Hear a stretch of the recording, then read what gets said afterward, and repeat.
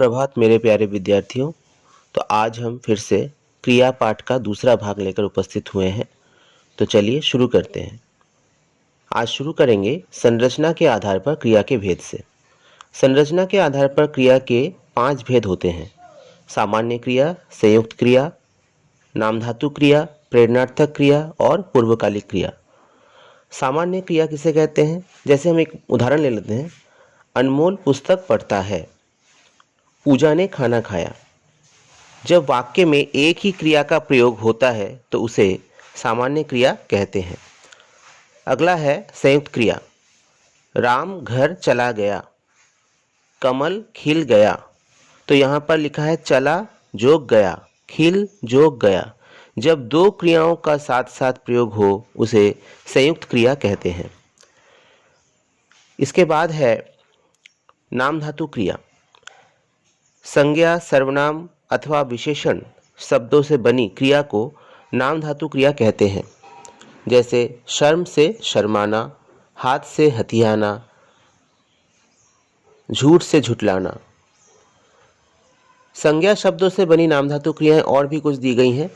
लज्जा से लजाना, झूठ से झुठलाना, खरीद से खरीदना, बात से बतियाना, दुख से दुखना, चक्कर से चकराना, ठग से ठगना, खर्च से खर्चना।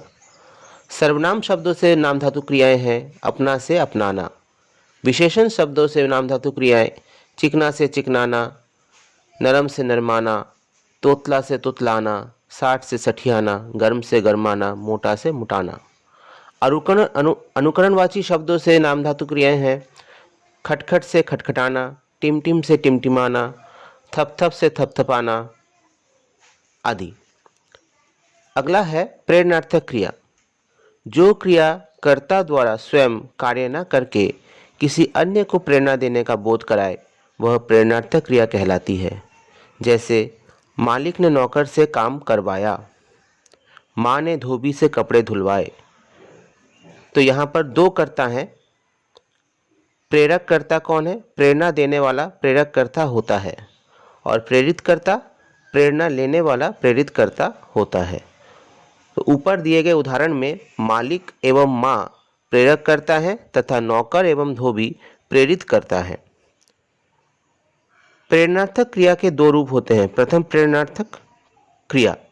जब कर्ता स्वयं कार्य करते हुए प्रेरणा देता है तो उसे प्रथम प्रेरणार्थक क्रिया कहते हैं। जैसे माता बच्चे को दूध पिला रही है।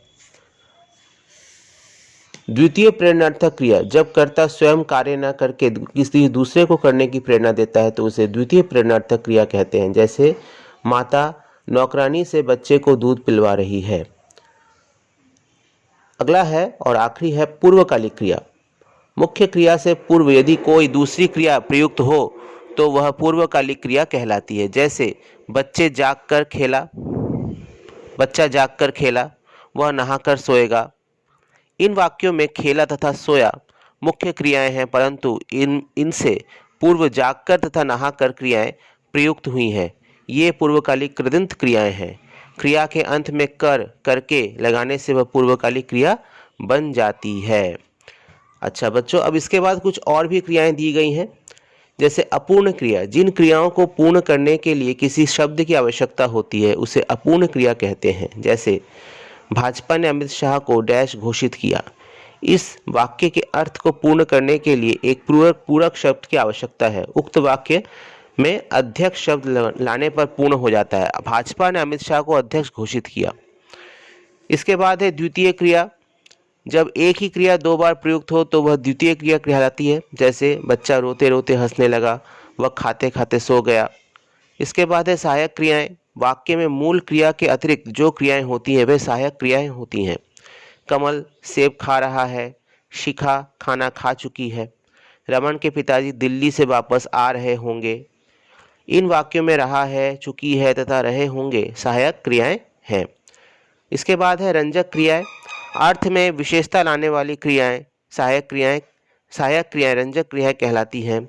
सैनिक ने आतंकवादी को मार डाला, वह रो पड़ा। इन वाक्यों में डाला और पड़ा क्रियाएं रंजक क्रियाएं हैं।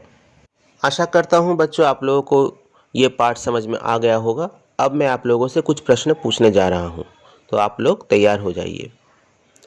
मेरा पहला प्रश्न है, पूर्वकालिक क्रिया किसे कहते हैं? मेरा दूसरा प्रश्न है, संयुक्त क्रिया किसे कहते हैं? उदाहरण देकर स्पष्ट कीजिए। तीसरा प्रश्न है, प्रेरणार्थक क्रिया को उदाहरण देकर समझाइए। चौथा प्रश्न है, प्रेरणार्थक क्रिया के कितने रूप होते हैं? उदाहरण देकर स्पष्ट कीजिए। प्रेरणार्थक क्रिया के कितने रूप होते हैं? उदाहरण देकर स्पष्ट कीजिए। और पांचवा प्रश्न है, रंजक क्रियाएं तथा सहायक क्रियाएं को स्पष्ट कीजिए।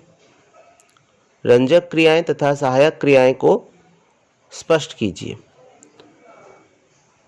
तो ये 5 प्रश्नों के उत्तर आप अपनी कॉपियों में लिखेंगे। इसके अलावा किताब में जो बहुवैकल्पिक प्रश्नोत्तर हैं, सही गलत है, रिक्त स्थान पूर्ण है, वो सब आपको करना है। ठीक है, वो पूरा काम आपको करना है। रचनात्मक कौशल में भी कुछ काम दिया गया है, वो भी आपको करना है। तो ये सारे काम आप पूरा करके कॉपी को आप जितना जल्द हो सके PDF बनाकर मेरे ईमेल ID में भेज दीजिए। ठीक है, तो तब तक के लिए आप लोगों को बहुत बहुत धन्यवाद।